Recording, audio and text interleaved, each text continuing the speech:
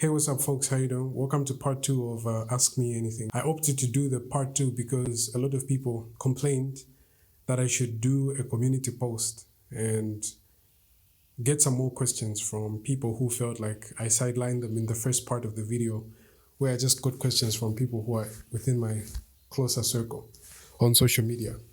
But I put out that community post and a few of you responded. I think I got a total of 6 questions. Let me get into answering the question real quick and wrap up the Sunday.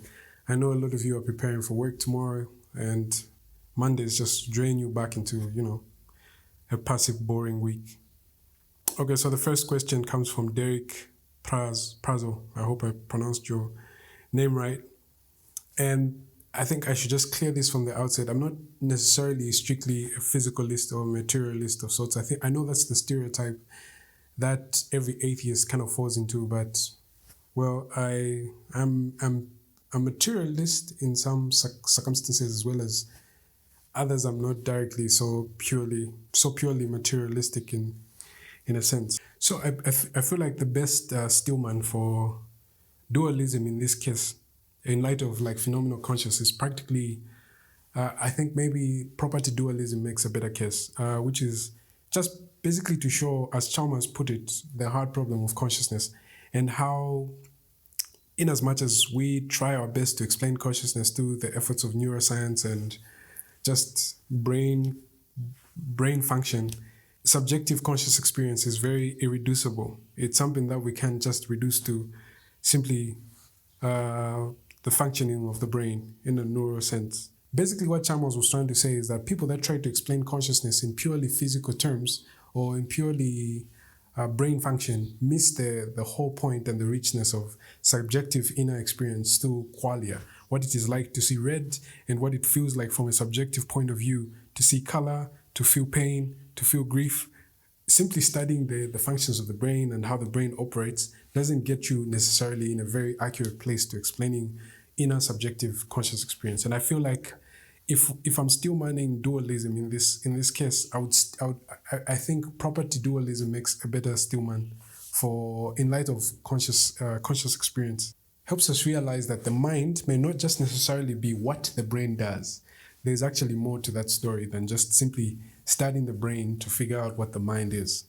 So I feel personally, I feel property dualism would be the best stillman for your question in light of phenomenal consciousness. The major takeaway from Judith Jarvis's paper for me personally is how she changes the debate, the abortion debate.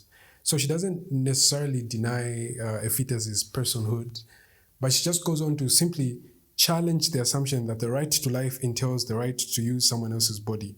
And she arrives at this point using what most people have now famously called the violinist analogy. And it's more like you are kidnapped and plugged into a famous violinist whose life depends on your kidneys. So you're kidnapped by what is called the group of music lovers.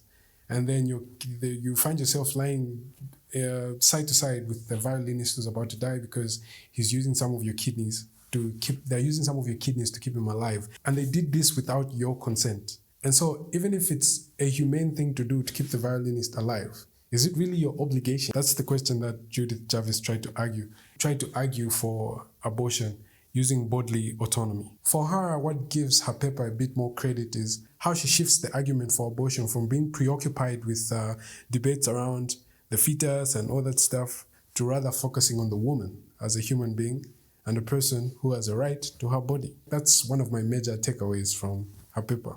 Then Wumba says, what's your major takeaway from Thomas Nagel's paper? Okay, for Thomas Nagel's paper, I think the first time I read it, I had a series of like mixed feelings and a little bit of some frustration, because I remember at the time I was heavily interested in the question of consciousness. And what I came out feeling after reading that paper was Thomas Nagel was basically trying to say that we can't understand conscious experience because of its subjective nature. And he used the analogy of butts. You can explain a butt's echolocation, but you will never truly understand what it feels like to be a butt. So he was basically trying to say that subjective conscious experience is practically inaccessible to third-party explanations. So in as much as we try through science, through neuroscience, and through many of these material ways, we cannot truly get to understand consciousness because it's purely a subjective thing. But of course, he leaves some room for further study. He says this is not like a dead end.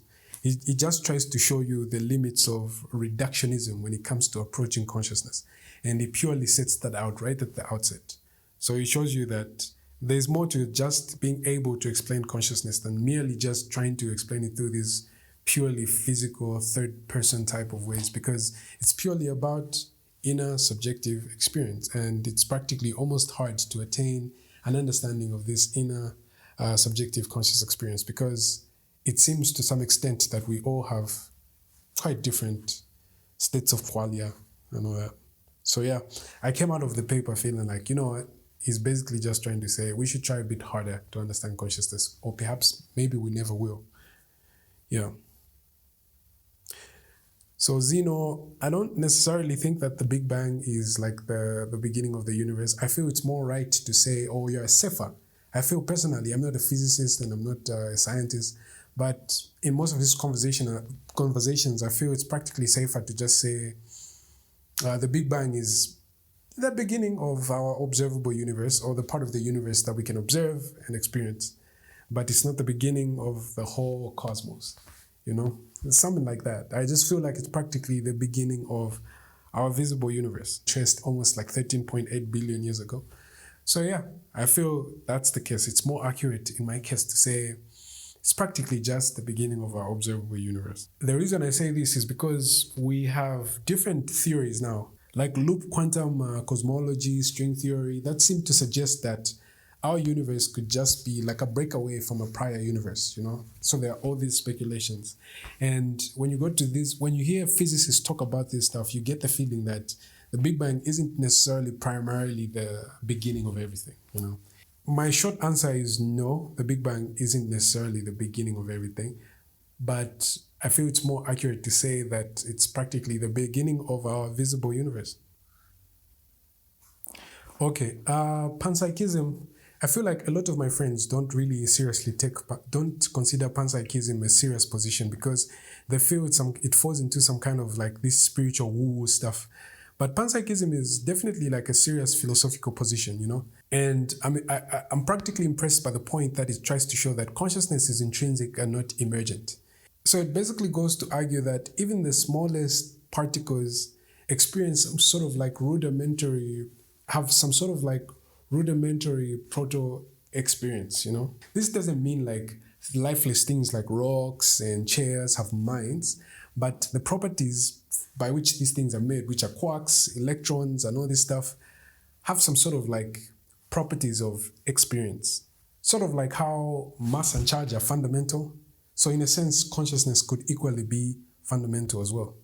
I know Pansychism may look like it's a bit strange, but I feel like it trades strangeness for coherence. So take it a bit more serious, read about it, you know. Of course, I'm really brushing through this question.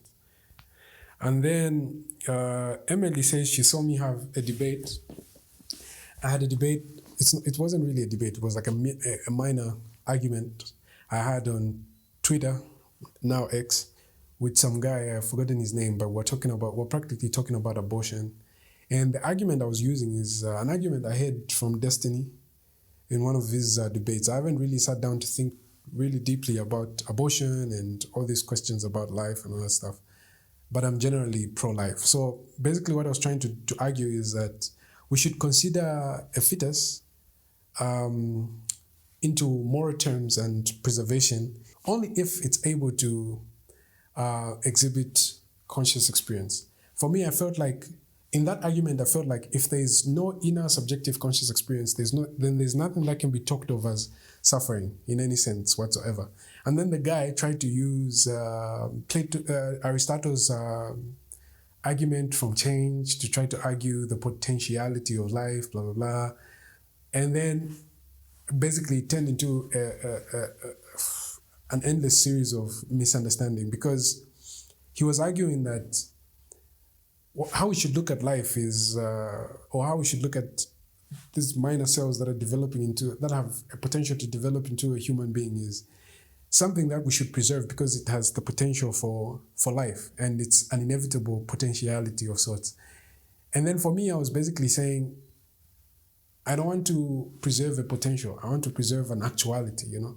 So he was like, no, why preserve a potential instead of an actual? Why preserve a potential? You can only preserve an actuality if you first preserve a potential, blah, blah. So we just ended up talking over each other. But it's like change doesn't necessarily come out of nothing. It's simply a potential that has been actualized. So a seed is not a tree, but it has the potential to be a tree. And then when it actualizes that potential, a seed has become a tree and change has occurred. So that was basically the argument he was trying to use. And then for me, I was saying we should only preserve human life or a fetus if it's in a state where it can experience, it has inner subjective conscious experience. It's able to suffer and feel pain. Then there's something that we could even speak of as life. So yeah, that's basically my position. And that's how I still come down to this talk of abortion and stuff like that. Yeah, I guess that's everything. Thank you for watching this very short and quick one. I enjoyed it. Next week, we'll bring you some very great content. I would like to focus on some of these questions, particularly just highlight one. I want to really touch on the question on the Big Bang and the question on consciousness. And I feel like Pansychism too, I should address it. So yeah, until next time, have a great week. Yeah. Now let me go prepare for work.